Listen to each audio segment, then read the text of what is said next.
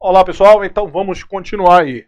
Nesse momento agora, nós vamos tratar de um assunto extremamente importante, que é a demonstração do resultado abrangente. A gente sabe que tem a demonstração do resultado do exercício, vai avaliar lá o desempenho da empresa, vai confrontar receitas e despesas, e se você tiver lucro, isso vai aumentar o PL. Mas a gente pode ter outras alterações do PL que não transitam pelo resultado. Aí vem esse conceito, de resultado abrangente. O que vai ser esse resultado abrangente, Silvio?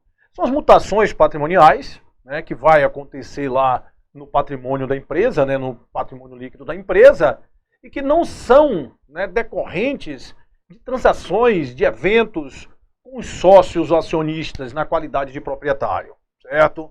Então, ou seja, não vai ser, por exemplo, o resultado abrangente não é um aporte de capital, não é uma distribuição de dividendos. São mutações que vão ocasionar variações lá no patrimônio líquido e que não são decorrentes de transações com sócio na qualidade de proprietário. Esses outros resultados abrangentes. Porque as mutações do PL, você pode ter dois tipos. Essas, que vai fazer parte do resultado abrangente total, não são decorrentes de transações com sócio na qualidade de proprietário, e as que são decorrentes de transações com sócio na qualidade de proprietário. Distribuição de dividendos e aumento de capital. Certo? Beleza. Silvio, então me explica aí, vamos lá. Então, a DRE, o ponto de partida da DRA, demonstração do resultado abrangente, vai ser aí o lucro líquido, O lucro líquido, ou o que eles chamam o resultado lá do período. Aí, posteriormente, nós vamos ter outros resultados abrangentes. E isso aqui que eu diria que é muito importante, esses outros resultados abrangentes, possivelmente isso caia na tua prova. Possivelmente isso vai cair na sua prova. Certo? São 5zinho ali pra gente, entender qualquer coisa similar a esse negócio aí, decorar, porque vai cair esse negócio. E quando eu falo, cai mesmo. Outros resultados abrangentes e participação no resultado abrangente de investida avaliado pelo MEP. Investidas avaliadas, essas investidas são avaliadas pelo método da equivalência patrimonial, e aí nós vamos ter o resultado abrangente do período, ou resultado abrangente total do período, certo? Então beleza, Silvio, vamos lá. O que destrincha esse negócio?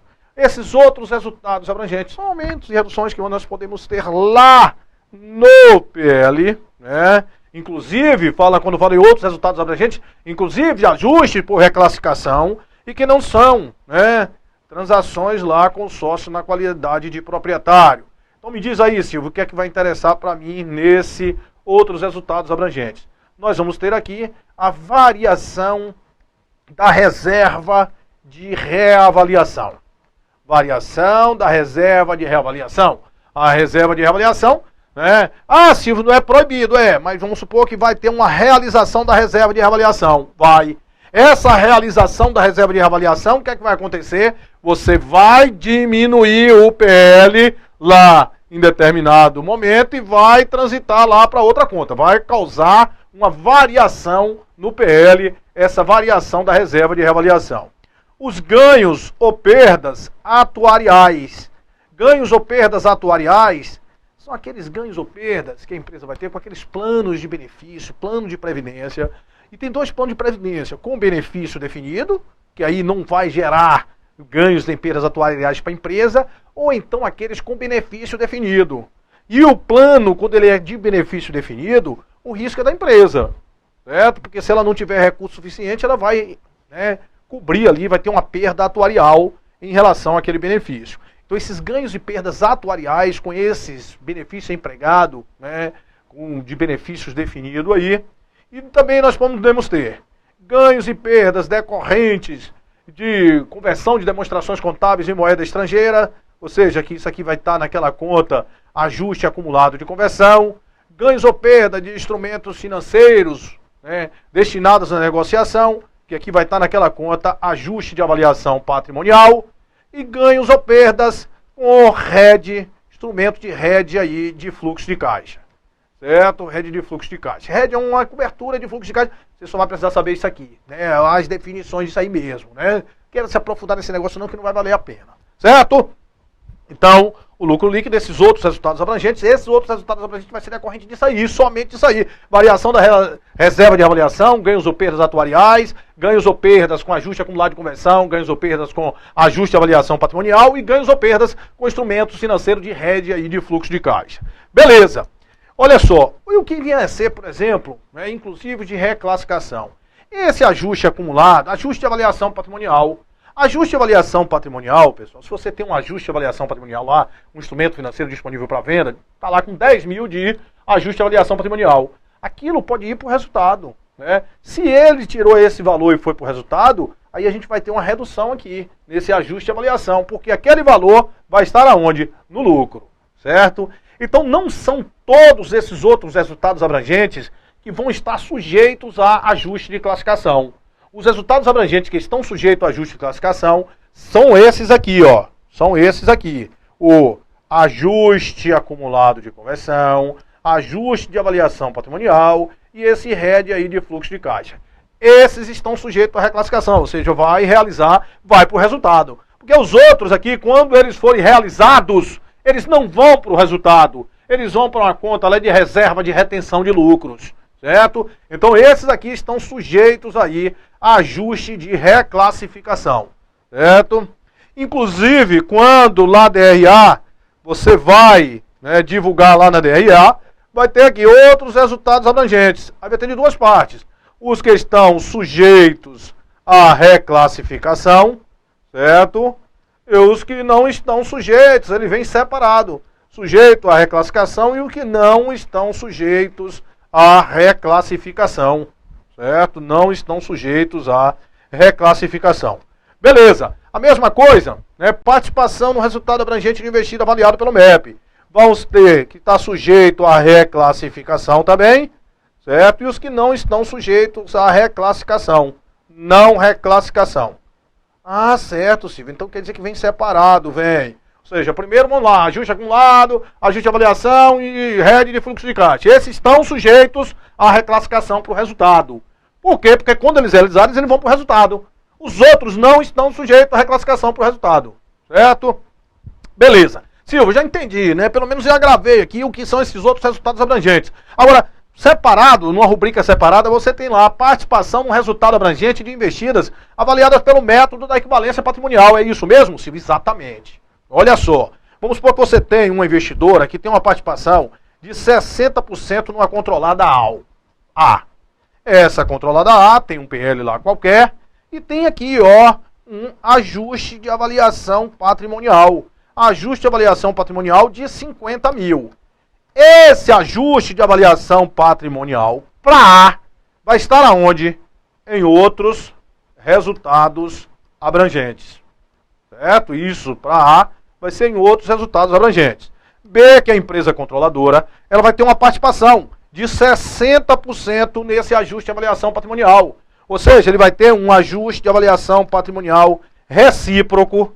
Por que recíproco? Porque não é próprio. É na participação que ela vai ter na controlada. Ajuste de avaliação patrimonial recíproco de quanto? 60% de 50 mil vai dar quanto? Vai dar 30 mil. Esse ajuste de avaliação patrimonial recíproco é a mesma coisa de que, ó, participação no ajuste de avaliação patrimonial da controlada, de 30 mil. Aí que tá. Isso vai estar aonde esse aqui, ajuste de avaliação, participação no ajuste de avaliação. Isso também vai estar no PL de B. Isso aqui vai estar no PL de B. Certo, pessoal? A grande diferença é que o ajuste de avaliação patrimonial ele vai estar naquela rubrica lá, outros resultados abrangentes. E a participação no ajuste de avaliação de controladas avaliada pelo MEP, isso aqui vai estar aonde? Vai estar aonde? Vai estar na participação do resultado abrangente de investida avaliada pelo MEP. Ou seja, é a participação que essa investidora vai ter no resultado, ó. A participação que ela vai ter lá nos investimentos avaliados pelo MEP. Participação nesse resultado abrangente que a investidora vai ter, certo? Então aí a gente, né, deu essa noção, normalmente o que pode cair aí esse tipo de coisa, acho que tem grande chance até de, como falei para vocês, de cair esse negócio, então vamos resolver questões aí. Olha só, questão de número 20. Na demonstração do resultado abrangente, o lucro líquido do período será apresentado como outros resultados abrangentes. Falso, falso, falso. Outros resultados abrangentes, vou falar para você não esquecer, são 5. Variação na reserva de avaliação. Ó, ganhos ou perdas com quê? Com quê? Ganhos ou perdas atuariais, com aqueles planos de previdência lá. Certo? Esses 2 não estão sujeitos a ajuste de reclassificação, eles não vão para o resultado quando forem realizados. E aqueles outros 3 que estão sujeitos a ajustes de reclassificação. Quais são? Ajuste acumulado de conversão, ajuste de avaliação patrimonial e ganhos ou perdas lá com o que, pessoal? Com aqueles instrumentos financeiros, hedge de fluxo de caixa. Beleza? Então, o lucro líquido, ele pertence lá, é o ponto de partida da DRA, certo? Mas ele não está lá como outros resultados abrangentes, portanto, o que? Falso. Questão de número 21. Segundo a atual perspectiva contábil, o patrimônio líquido representa o valor justo econômico mínimo de uma empresa caso os seus sócios desejem comercializá-la sem sofrer perda econômica. Pessoal, nada disso. O PL é o que? É o interesse residual no ativo da empresa depois de deduzido todos os seus passivos. Tem nada a ver de valor justo econômico mínimo. Né? Tem nada a ver com isso aí. PL é o interesse residual no ativo depois de deduzido todos os seus passivos. Portanto, a alternativa 21 é falsa. Vamos que vamos. Né? 20 e 21. Então aqui ficou, né? Com 22. 20 e 21. Essa é a 22. 22 aí. O conjunto completo de demonstrações contábeis inclui o balanço patrimonial, a demonstração do resultado do exercício, a demonstração de mutações do patrimônio líquido, a demonstrações de fluxo de caixa, a demonstração de valor adicionado e as demonstrações de relatórios gerenciais. Vamos lá, né?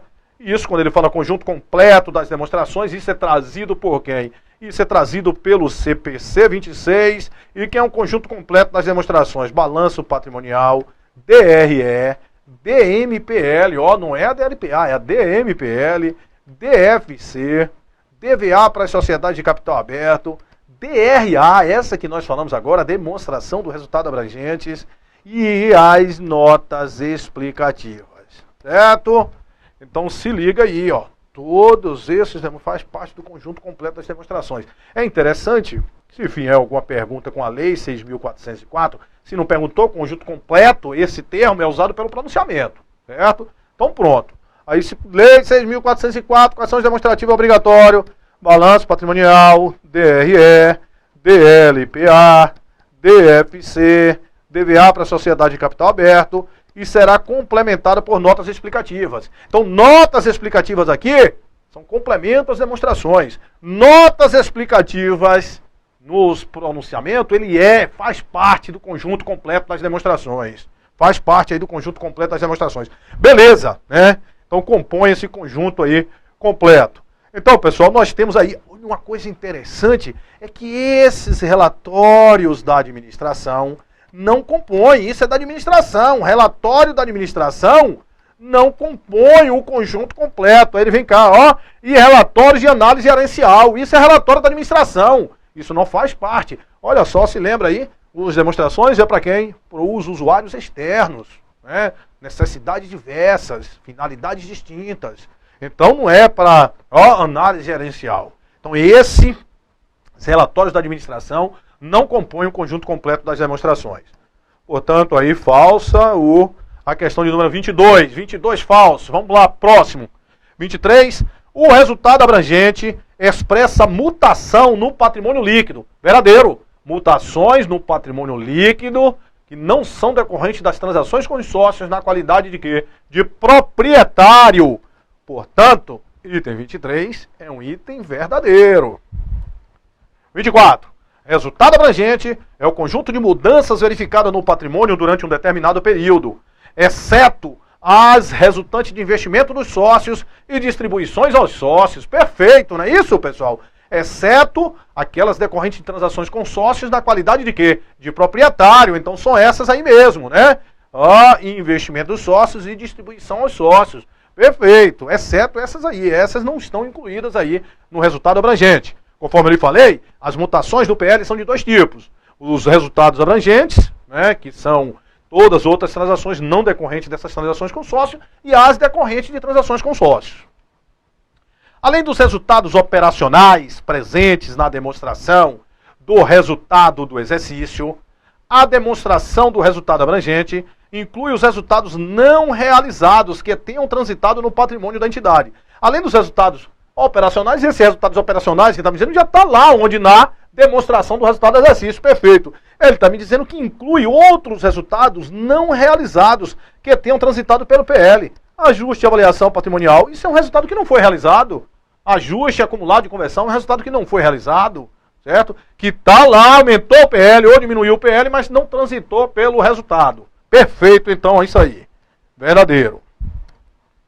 26. A demonstração do resultado abrangente do exercício, que é obrigatória por determinação do Comitê de Pronunciamentos Contábeis, não deve contemplar ajuste de avaliação patrimonial em sua composição, pois esse valor já foi contemplado no PL das companhias. Falso, absurdamente falso. Lembra lá os 5, ó, variação da reserva de reavaliação, ganhos e perdas atuariais. Agora os outros, ó, ganhos e perdas, esses estão sujeitos à reclassificação. Ganhos e perdas com ajuste acumulado de conversão, com ajuste de avaliação patrimonial e com aqueles instrumentos de rede de fluxo de caixa. Pá! Né? Então, portanto, falso, ele está me dizendo que não são. A parcela não realizada do capital social é apresentada no patrimônio líquido, de modo a retificar o saldo do capital já subscrito pela empresa. A gente tem lá o capital social, o capital que está escrito lá no estatuto, né? Beleza? E diz que ele vem, né? Ou esse capital subscrito, ele vem deduzido pela parcela ainda não realizada, não integralizada. Então nós temos aqui, ó, capital social de 100 mil, e quando ele não tiver todo sido integralizado, vem o que aqui? Capital a realizar, que é sinônimo de capital a integralizar. Então nessa situação aqui, qual seria o valor do PL? 70 mil. Qual é o valor do capital realizado? 70 mil. Qual é o valor do capital integralizado, realizado? 70 mil. Isso aqui que de fato existe. É por isso que esse capital realizado é também chamado de capital o quê? Capital contábil. 28. O ajuste de avaliação patrimonial de ganhos e perdas em instrumentos de rede de fluxo de caixa deve estar presente na demonstração do resultado abrangente do exercício. O ajuste de avaliação patrimonial de ganhos e perdas de instrumentos de rede de fluxo de caixa deve estar presente na demonstração do resultado abrangente no período. Isso é o quê, Silvio? Verdadeiro. É o quinto daqueles itens. Esse, inclusive, está sujeito a quê? Ajuste de reclassificação. Né? Se uma parte dele for para o resultado, a gente tem que diminuir aquele saldo dele ali. Certo? Beleza, verdadeiro. Vamos para mais um aí. Questão de número 29. As transações entre os proprietários da empresa e a própria empresa que geram impacto sobre o patrimônio social classificam como outros resultados, né, abrangentes. Transações com o proprietário e a própria empresa que geram impacto sobre o patrimônio classificam como outros resultados abrangentes. Isso é o que aqui, pessoal? Isso é falso. Né? Isso não compõe resultado abrangente em nada. Né? Item falso aí. Né? Transação com sócio, né? Que vão alterar impacto sobre o patrimônio. Né? Você viu lá, distribuição de dividendo, aporte de capital. Isso compõe outros resultados abrangentes? Falso. Questão 30. Ao apresentar a demonstração das mutações do patrimônio líquido, uma entidade controlada deverá desmembrar, no resultado abrangente do período, o montante total atribuível aos proprietários da entidade controladora e o montante correspondente à participação de não controladores. Isso é perfeito, né? Quando você tem aí, né, essa controladora, né, ela vai segregar lá nos demonstrativos o que é dos sócios, né, o que é dos investidores e o que é da participação dos acionistas não controladores, né? Isso na investida. Então isso é verdadeiro, né? Uma entidade controlada deverá desmembrar o resultado que é a participação daqueles outros resultados abrangentes que vai ser de investida, que vai compor os outros resultados abrangentes de investida e o que são decorrentes de não controladores. Isso está verdadeiro. Na primeira linha da demonstração do resultado abrangente, quando apresentava em demonstrativo próprio, figura o valor do lucro líquido do exercício apurado na demonstração do resultado do exercício. Isso aqui, né, deu como verdadeiro, funciona né, o lucro líquido, o resultado, né, para ser o resultado, que poderia ser aí o que? Poderia ser um prejuízo, né? Mas no próprio pronunciamento ele fala, em determinados momentos, dessa forma, que na primeira linha o ponto de partida é o lucro líquido do exercício, certo? Portanto, aí, verdadeiro. 32. A parcela efetiva de ganhos ou perdas resultantes de instrumentos financeiros, derivativos, destinado à rede de fluxo de caixa, integra a categoria de outros resultados abrangentes. Verdadeiro. Olha aí, 2 vezes já caiu esse negócio aí. Você vê que são questões teóricas correspondentes àqueles 5 itens de outros resultados abrangentes. Grava aquele negócio e saber que o resultado do período não compõe aqueles outros resultados abrangentes. 33. O cálculo do valor presente de um fluxo de caixa exige o conhecimento do valor do fluxo futuro, da data de ocorrência, né? Vamos lá, pessoal. Olha só, né? A gente tem uma das exigências, né, das alterações da lei que nós tivemos. Foi o que, Silvio? Foi que, né, os direitos e obrigações de longo prazo estarão sujeitas o quê? Estarão sujeitas a ajuste a valor presente. E os de curto prazo que tiverem efeito relevante. Certo? Esse pronunciamento é um pronunciamento interessante, porque no pronunciamento ele já traz 3 questionamentos que ele vai responder e que são muito objeto de prova, certo? Qual é o momento que você vai fazer isso aí? O reconhecimento. É no momento do reconhecimento inicial da transação. É que você vai fazer o ajuste a valor presente. É admitido em situações raríssimas que seja feito depois, certo? Mas é feito no momento inicial, certo? O ajuste a valor presente. Aí uma outra pergunta, ele pergunta qual é a taxa de juros? Vai ser taxa de juros simples? Não, não é linear, né? É taxa de juros o quê? Taxa de juros exponencial pro rata dia, certo? Então, taxa exponencial. Outra coisa que ele fala, o ajuste vai ser líquido ou não vai ser líquido dos efeitos fiscais? Não é líquido dos efeitos fiscais. Então, o ajuste é feito antes dos tributos, certo? É feito antes dos tributos. Beleza. Uma outra coisa, que nesse pronunciamento ele questiona, é que o ajuste a valor presente das obrigações só vai ser para as obrigações formalizadas ou atinge também as obrigações não formalizadas, né? Então é para tudo, certo? O ajuste vai ser para tudo, tanto para obrigações formalizadas quanto para obrigações não formalizadas, certo? E uma outra coisa é que a taxa de juros ela deve refletir o risco do crédito, certo? O risco que você vai ter. Então, por exemplo, se você pega e está vendendo uma coisa para pagamento em 6 meses, é diferente de uma taxa de juros se você for vender para um pagamento em 2 anos. O risco de quem está comprando quebrar em 2 anos é maior do que quebrar em 6 meses. Então a taxa de juros implícita lá deve refletir esse risco. Certo? Isso está lá, as 5 coisas que depois se responde. O objetivo desse pronunciamento é responder essas 5 perguntas desse ajuste a valor presente. Beleza? Tranquilo. Então, para você ajustar valor presente, você precisa ter 3 coisas. O valor futuro, certo? O valor futuro, o quê? O custo do capital no período e o tempo, né? A taxa e o tempo. Se você tiver isso aí, você consegue ajustar a valor presente. Eu pego o valor presente, vai ser igual ao valor futuro, mais a taxa elevado ao tempo, né? Eu acho qualquer valor presente com isso aí, se eu tivesse esses 3 elementos, né? O objetivo desse pronunciamento é você reconhecer, né, o valor do dinheiro no tempo. Pessoal, e aqui, né, aqui vai uma coisa muito importante, né, desse ajuste a valor presente. Vamos lá. Se você tiver, olha só, vendendo mercadoria, você vai fazer uma venda de mercadoria e o valor da venda a prazo, ó, o valor da venda a prazo é 230 mil. O valor da venda a prazo, 230 mil. O valor da venda à vista, ó, o valor da venda à vista é 200 mil. Então, a diferença entre a venda à vista e a venda a prazo vai ser encargos a transcorrer. Mas esses encargos a transcorrer, né, não vão ser despesa no momento. Vai ser, né, despesa para quem está comprando e receita para quem está vendendo com o decorrer do prazo. Beleza. Então, esse lançamento de mercadorias, esse lançamento aqui no comprador, como é que é feito, Silvio, esse lançamento no comprador? Né? Ele vai pegar, vamos supor, né, mercadorias mesmo, estoques. Ó, vai debitar estoques e vai creditar a dívida que ele vai ter com fornecedores. a dívida que ele vai ter com fornecedores. Quem está comprando vai dever quanto? 230 mil. Se fosse à vista, seria 200 mil se ele tivesse comprado à vista. A diferença entre a compra à vista e a compra a prazo vai ser o quê? Encargos financeiros a transcorrer de 30 mil. Esse encargos financeiros a transcorrer é justamente o quê? O ajuste a valor presente. Então você vai ficar aqui com estoques no valor de 200 mil e lá você vai ter fornecedores de quanto? De 230 mil, sendo retificado desses encargos financeiros a transcorrer correspondente a quanto? A 30 mil. Perfeito, né?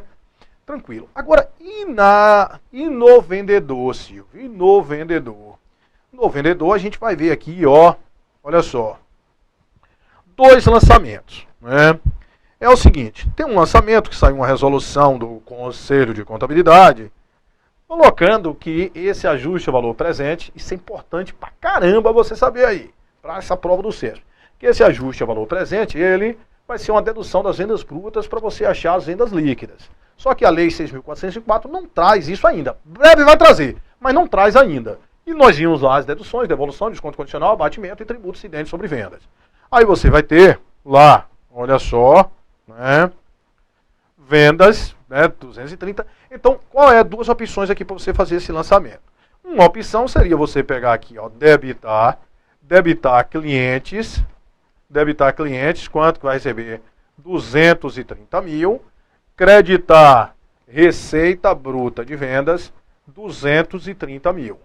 E pegar aqui, ó, debitar 2, ó, aqui seria o ajuste a valor presente, aqui nós teríamos uma receita financeira a apropriar, que é o ajuste a valor presente. De quanto? De 30 mil. E isso aqui nós teríamos, né, o ajuste a valor presente lá no resultado. Certo? Lá no resultado. De quanto, Silvio? De 30 mil. Beleza. Né? Uma maneira seria essa aí.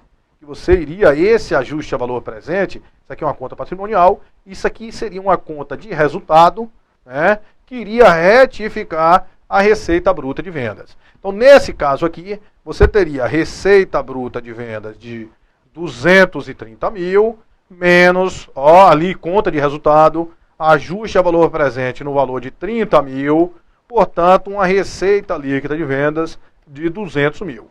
Isso aqui seria uma maneira, certo? Outra maneira seria a gente já contabilizar o valor da receita bruta de vendas já reduzido desse ajuste de valor presente. E é essa aqui que eu quero que você saiba. É essa aqui que eu quero que você saiba. Então você vai pegar aqui, debitar clientes, certo? Debitar clientes. Aí vai creditar receita bruta de vendas. Ó, a receita correspondente às vendas foi quanto? Foi 200 mil. O cliente tem a receber quanto? 230 mil. E aqui nós vamos ter uma receita ao quê? A apropriar de quanto? De 30 mil. Certo? Isso aqui, pessoal, olha só, você pegou, contabilizou, diminuiu aquele ajuste de valor presente para você encontrar o quê? A receita bruta de vendas, certo? Então aqui, quando a gente partir, ó, a receita bruta de vendas já foi abatido daquele ajuste a valor presente, então ele não vai ser uma dedução das vendas brutas para a gente achar a venda líquida. Nesse caso aqui, ele foi dedução de vendas brutas para se achar vendas líquidas. Ô Silvio, você quer que eu contabilize? Se você falar, eu vou contabilizar do jeito que você está mandando, Silvio. É para eu contabilizar de que jeito? É para você contabilizar desse jeito aqui, ó. Receita bruta de vendas pelo valor, né, correspondente à venda à vista, certo? É pelo valor correspondente à venda à vista mesmo e pronto, deixa lá, o resto que a gente resolve. E aí o que é que acontece? Isso aqui lá no balanço patrimonial iria ficar assim, clientes quanto? 230 mil, sendo retificado por um ajuste a valor presente, que é a mesma coisa de uma receita financeira apropriada de quanto? De 30 mil. Perfeito, né? Perfeito, então se liga aí nesses detalhes aí. Você vai encontrar muita gente tal, contabilizando desse jeito aqui, mas pro CESP a gente vai contabilizar desse jeito aqui. Beleza, pessoal? Né?